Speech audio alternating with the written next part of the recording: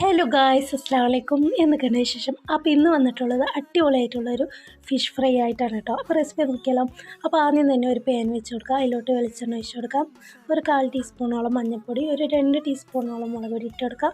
ആവശ്യത്തിന് ഉപ്പ് ഇട്ട് കൊടുക്കാം. ഒരു 5 ചെറുള്ളി, ഒരു 2 അല്ലി വെളുത്തുള്ളി ഒന്ന് ക്രഷ് ചെയ്തതുകൂടി ഇട്ട് കൊടുക്കാം.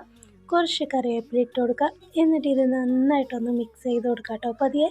അപ്പോൾ നന്നായിട്ട് മിക്സ് ചെയ്തതിന് ശേഷം മാത്രമാണ് കേട്ടോ നമ്മൾ ഫ്ലെയിം ഓൺ ആക്കുന്നത്. എന്നിട്ട് അതിലോട്ട് വെച്ച് കൊടുക്കുക, ഗ്യാസിലോട്ട് വെച്ച് കൊടുക്കുക.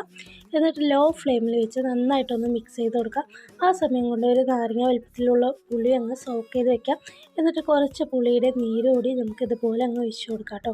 ഇത് നന്നായിട്ടൊന്ന് തിളച്ച് വരുന്ന സമയത്ത് നമുക്ക് ഇതുപോലെ മത്തി ആയാലും കുഴപ്പമില്ല, അയിലയാണെങ്കിലും കുഴപ്പമില്ല കേട്ടോ, അതിട്ട് കൊടുക്കാം. അപ്പോൾ അടിപൊളി ടേസ്റ്റാണ് കേട്ടോ. ഇത് നന്നായിട്ട് ഇനി ഒന്ന് ഫ്രൈ ചെയ്ത് വരണം. അപ്പോൾ അടിപൊളി ഒരു ഫിഷ് ഫ്രൈ ആണ് കേട്ടോ. ഇത് എന്തായാലും മസ്റ്റായിട്ടൊന്ന് തയ്യാറാക്കി നോക്കുക. അടിപൊളി ടേസ്റ്റാണ്, ചുമ്മാതെ പറയുന്നതല്ല കേട്ടോ.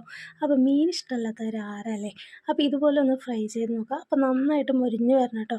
ഇതിന് ഞാൻ മറിച്ചിട്ട് കൊടുത്തിട്ടുണ്ട്. അപ്പോൾ നന്നായിട്ട് മുരിഞ്ഞ് വന്നാലാണ് ഇതിൻ്റെ അടിപൊളി ടേസ്റ്റ് കിട്ടുക കേട്ടോ. അപ്പോൾ ഇതിന് എന്തായാലും ഒരിക്കലെങ്കിലും ഒന്ന് ട്രൈ ചെയ്ത് നോക്കുക. ഫീഡ്ബാക്ക് അറിയിക്കുക. Thanks for watching. അസ്സലാമു അലൈക്കും. Bye bye.